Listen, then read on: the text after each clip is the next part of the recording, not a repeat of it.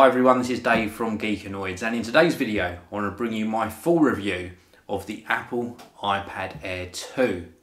Now, I've been using this for over a week now, and there are many things that I like about it, but there are some things that I don't like about it as well. So I want to just cover off the negative points first of all. And one of the negative points is something that should really be a positive, and that's the thinness of this device.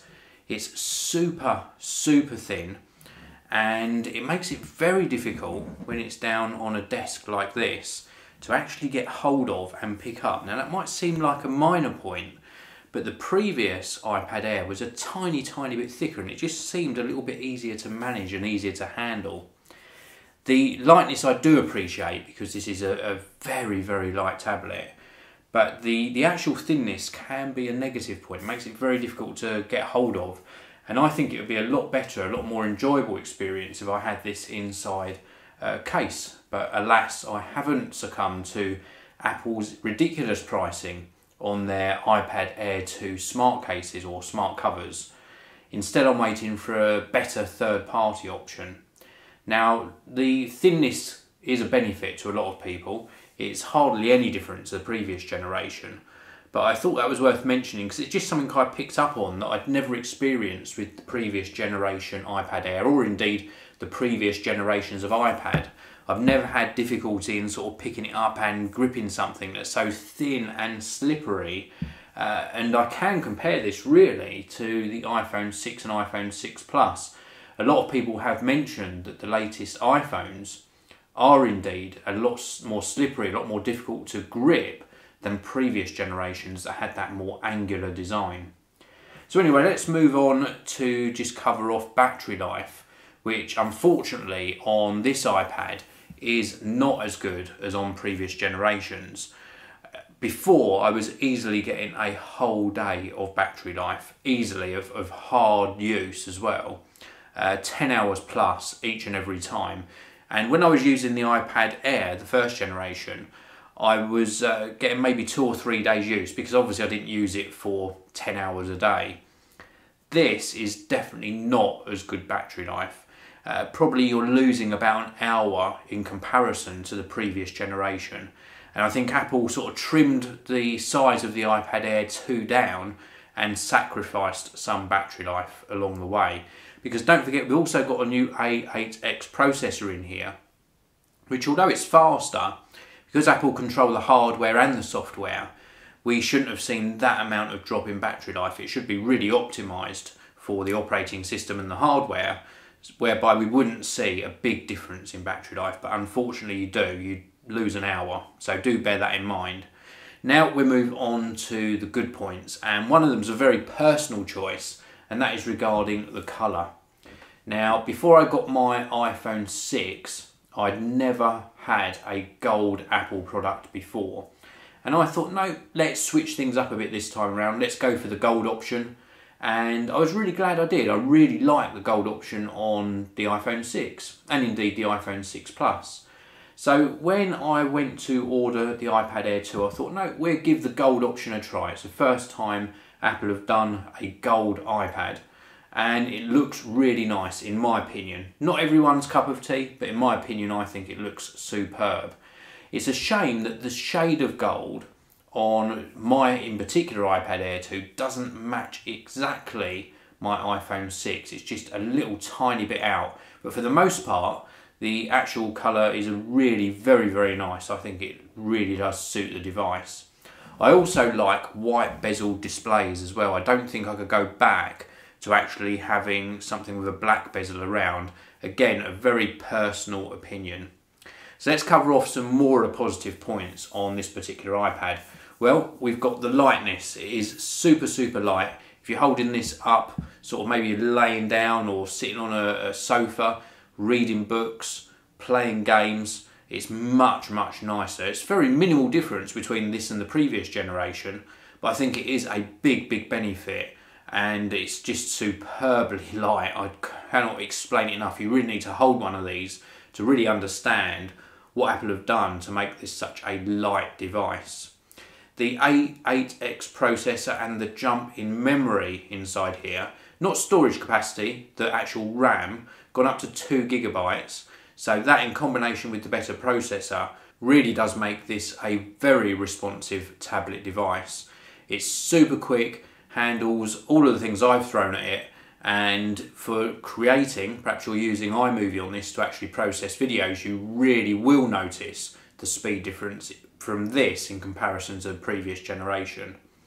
We've also got a much improved camera. Now, Apple talked about this during their sort of launch keynote presentation about the new iPad Air 2. This camera is very, very good indeed. I wouldn't say it's a big jump in quality in comparison to the previous generation when you're looking at video, but certainly for photos, I think it's a big, big improvement. Not quite the quality optics that we get in the iPhone 6 and iPhone 6 Plus, but very near to them, and just a really good improvement. And even though I don't particularly take photos with my tablet device, and I don't like seeing other people holding up these devices and blocking people's views and taking photos with them, it really does do a fantastic job. I think they've done a really good improvement and a wise choice improving the camera quality in the iPad Air 2. Now, using this for media consumption, I watch a lot of YouTube videos, and I think that using this as a media consumption device is brilliant in all respects except one. The actual screen quality is superb. The actual software, absolutely awesome. The fact that I can hold this without any problem, and it's got good viewing angles, great colour representation, a big thumbs up. Where it does disappoint is in the speaker quality. Now, the speakers could have been improved a great deal. So many manufacturers that are creating Google Android based tablets are concentrating on audio. We've got HTC with their front facing boom sound speakers on both their smartphones and indeed the very latest Google Nexus 9, which I haven't yet handled. But audio quality is very, very important when you're watching videos back. And I think Apple are missing a trick here. They have got a decent audio quality. The placement of the speaker is not ideal, and they could do a lot better. But if you can forgive it the sort of not great audio quality in comparison to HTC, then you really are getting a nice viewing experience. The actual screen is very, very good indeed. And the same plays out for when you're viewing back photos. Maybe you're sharing photos with family members. Let me just get some photos up on here. So maybe you're sharing a photo like this with a family member. This happens to be of 100 Islands in the Philippines.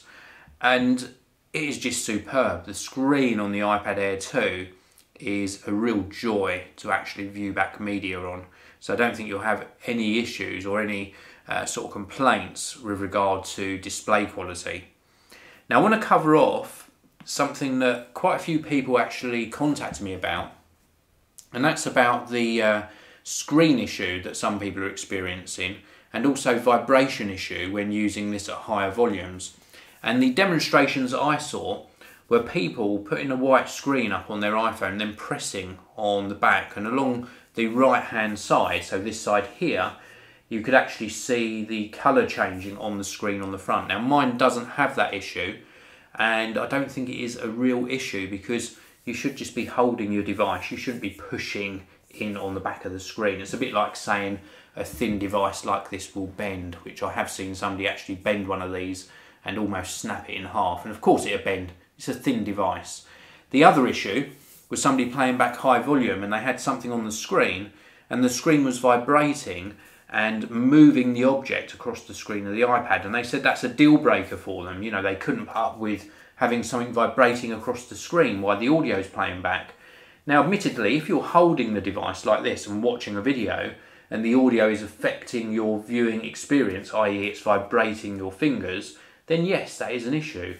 But I've tested many devices over the years, including the likes of really big subwoofers for home cinema systems, and when they're dealing with low frequencies, all apart from one that I tested, which I think was a Monitor Audio subwoofer many years ago, so all apart from one did vibrate. If you put like a pound coin on top, it would move as the audio was coming through the device.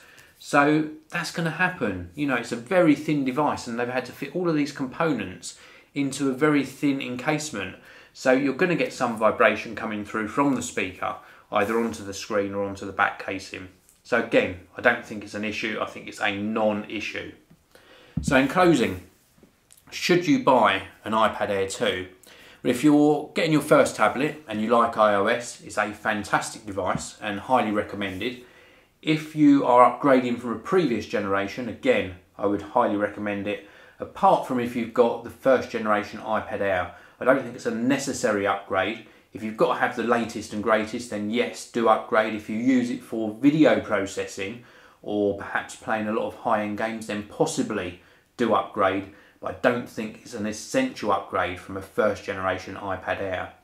Looking at it as a standalone device though, it is a beautiful device. I really do like the screen. I love the addition of the Touch ID sensor for unlocking the device. And of course, I love the upgrade to the camera. I think it's a really beautiful, beautiful offering from Apple, and I think they've done really great with their launch of the iPad Air 2. So that's it for this video. Thank you very much for watching. I hope you've enjoyed it. If you have, please do hit that like button. Please do subscribe to the channel, and I'll see you all in the next one.